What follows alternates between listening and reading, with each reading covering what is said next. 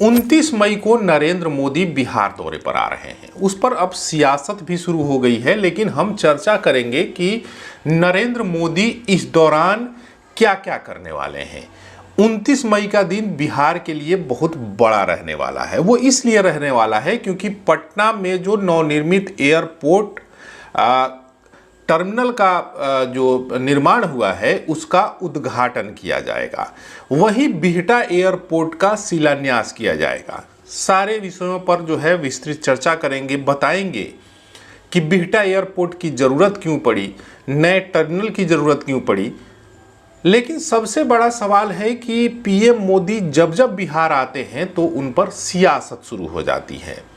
विपक्ष लगातार कह रहा है कि पीएम मोदी को बिहार की चिंता तभी सताती है जब बिहार में चुनाव होने होते हैं।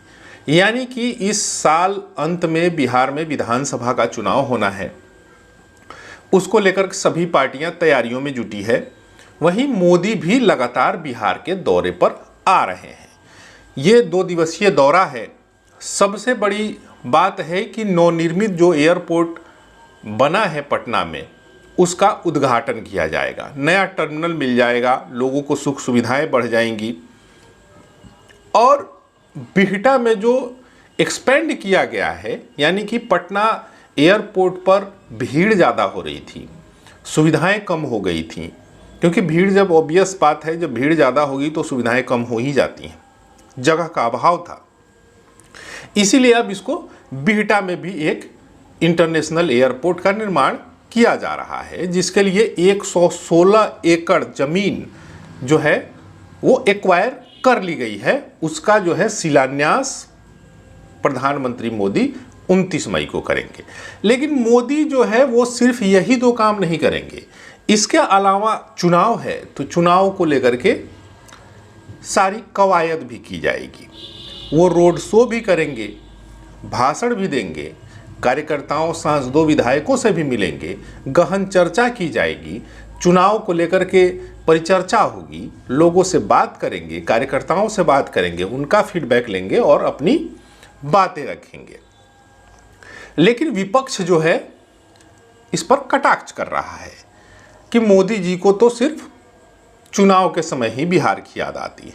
वहीं जदयू के एक नेता हैं नीरज कुमार, उन्होंने विपक्षी दलों को बहुत तगड़ा जवाब दिया है। नीरज कुमार ने कहा है कि मोदी जो है वो यहाँ बिहार में संपत्ति खरीदने नहीं आ रहे हैं, ना ही नौकरी के बदले जमीन लेने आ रहे हैं।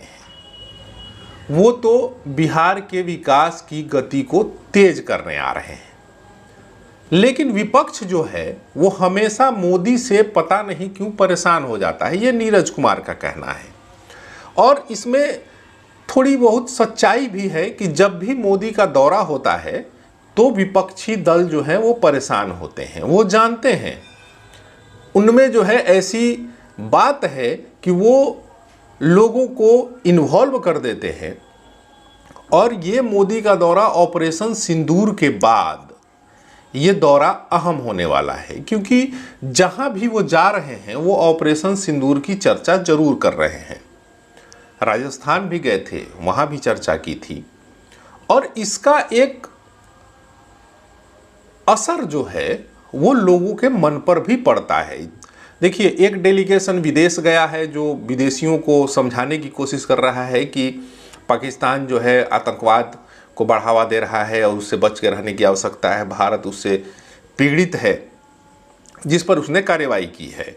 वहीं लोग भी यही चाहते हैं कि पाकिस्तान पर कार्रवाई हो, और उसी नब्ज को जो है इस बार के चुनाव में भी भुनाने की कोशिश भारतीय जनता पार्टी यानी कि एनडीए जरूर करेगी।